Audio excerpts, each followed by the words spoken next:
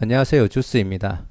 이번 영상은 IPO 종목인 딥노이드에 대해서 한번 이야기해 보겠습니다. 딥노이드는 의료 영상 AI 판독 플랫폼 기업이라고 보시면 될 것 같고요. 우리가 영상 같은 것들을 촬영하면 CT나 MRI 같은 것들을 영상의학 전공의들이 판독을 하면서 어떠한 병이 있는지 찾게 되어 있습니다.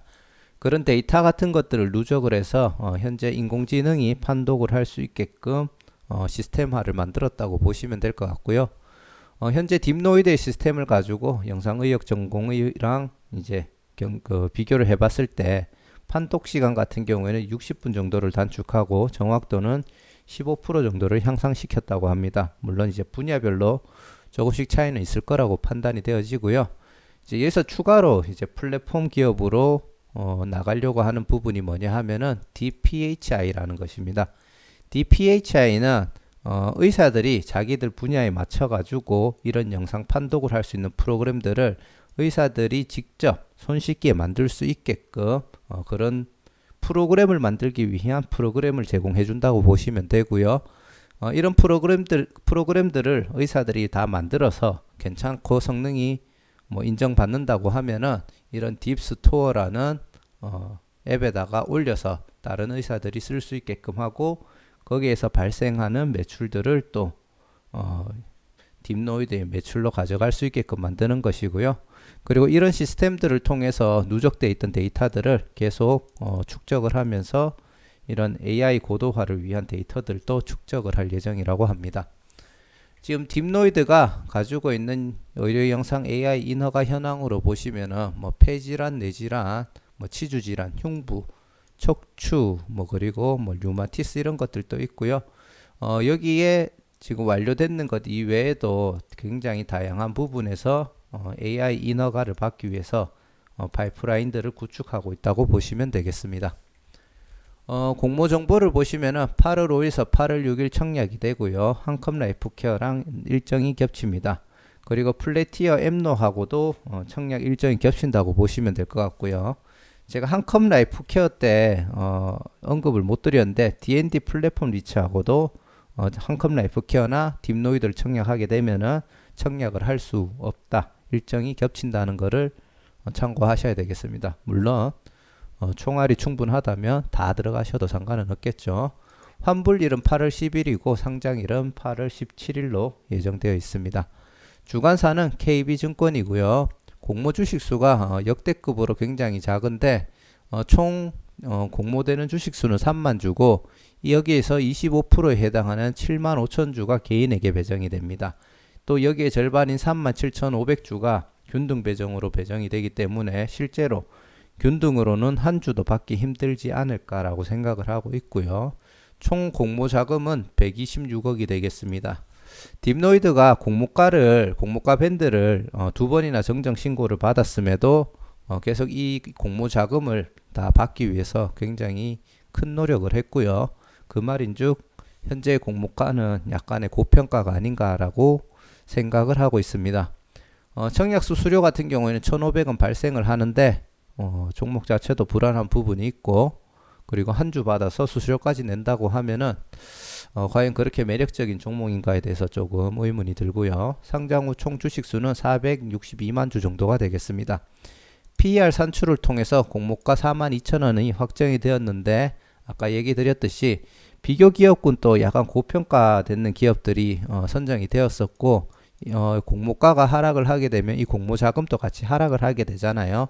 그래서 어떻게든 이 가격을 받기 위해서 엄청난 노력을 했다라는 거는 아셔야 될 것 같습니다. 상장일날 유통 물량은 197만 주 정도고요.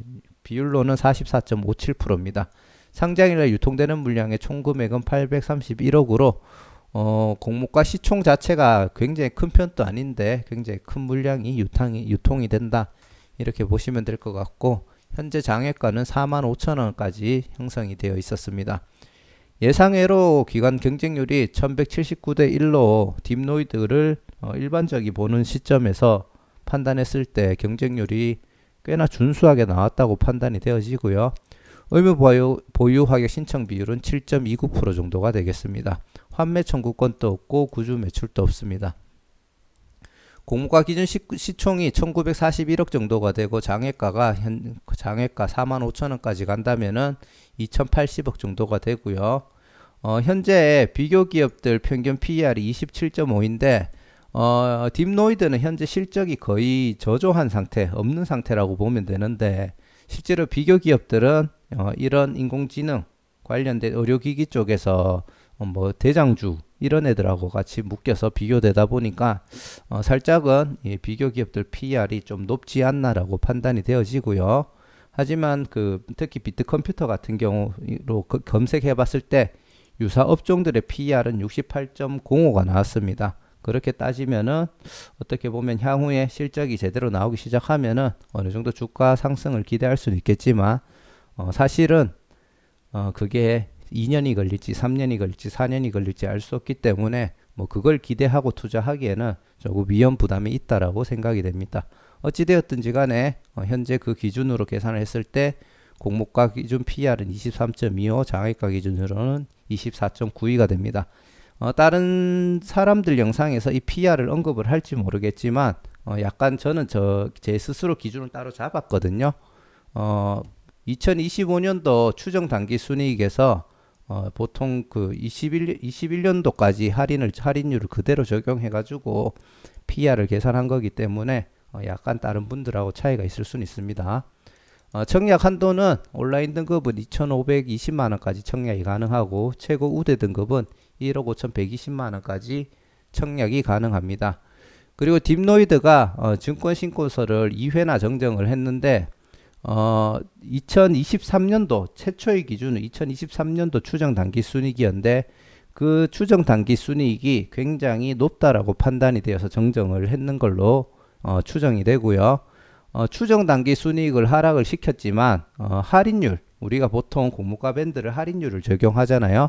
그 할인율을 다시 감소를 시키면서 공모가 밴드는 동일하게 유지를 시켰고요. 나중에 이것도 비싸다, 다시 한 번 더 정정을 하라라고 2회를 했는데 추정 단기 순이익의 기준을 2023년도에서 2025년도로 늘려버립니다. 그렇게 되면은 추정 단기 순이익을 좀 더 높게 형성을 시킬 수가 있고 거기서 또다시 할인율을 하락을 시키면서 결국은 똑같이 공모가 밴드를 2회나 정정했음에도 동일하게 유지를 시켰고 최종적으로 공모가 밴드 상단에서 확정이 되었기 때문에 사실 그 정정 요청을 했는 이유는 현재 공모가 밴드가 결국은 높다, 그 기준치를 낮추라고 저는 했다라고 보는데 어떻게든지 그 공모가 밴드를 유지하기 위해서 노력을 했었고 심지어 하단도 아니고 상단에 확정이 되었기 때문에 결국은 이 공모가 자체는 고평가가 아닌가라고 추정을 하게 되었고요. 뭐 주식수가 워낙 작기 때문에 청약을 진행하는 데는 큰 무리는 없겠지만 청약 들어가는 입장에서는 조금 불안 요소가 있다라고 판단이 됩니다. 주주 구성을 보시면은 상장일날 44.57%, 물론 이게 의무 보유 확약은 포함이 되지 않은 물량이고요. 굉장히 높다라는 것을 알 수가 있고요. 그리고 벤처금융 및 기타 주주의 물량 비율이 굉장히 높습니다. 공모가 진행되면서 들어오는 비율 같은 경우에는 굉장히 낮기 때문에 뭐 사실은 기존 주주 물량들이 대부분 매도 물량으로 나왔을 때 크게 주가에 안 좋은 영향을 미칠 수 있다고 판단이 되어지고요. 그리고 요 1개월 차 때 보시면은 15.23%가 있습니다. 벤처금융 및 전문 투자자라고 되어 있는데 이 물량들도 투자 회사들이 아무래도 자금을 투입하고 받은 주식이다 보니까 1개월 후에 주가가 어느 정도 유지가 됐을 때는 거의 다 매도 물량으로 나올 가능성이 높다라고 판단이 되어지고요. 그래서 최종적으로 결론을 내자면 사업 모델 및 아이템 같은 경우에는 분명히 성장 가능성이 있다고 판단이 되지만 공모가는 충분히 비싸다고 생각이 됩니다. 공모주보다 벤처금융 및 기타 주주의 물량이 굉장히 많은 편이고 상장일날 매도 가능성이 높다고 판단이 되며 1개월차 보호예수 물량도 부담으로 작용이 될 것 같습니다. 그리고 앞에서 언급은 안 했는데 주식 매수 선택권 및 전환상환 우선주, 상장 후에 희석 가능한 물량들도 어느 정도 많다라고 부담이 되어지고 그 물량들도 결국 보통주로 전환될 가능성이 높다라고 판단이 되며 결국은 주가 흐름에는 안 좋게 영향을 미칠 거라고 생각이 되어지고요. 공모 자금 감소가 우려되어 그 2회나 정정 신고를 했음에도 각종입니다. 각종 편법이나 공모가 밴드를 유지하기 위해서 노력을 했었고 결국은 상단에 확정이 되었기 때문에 현재 공모가는 고평가라고 생각이 되어지고 유사 기업들 선정을 했는 것도 적절하지 않았다라고 생각이 됩니다.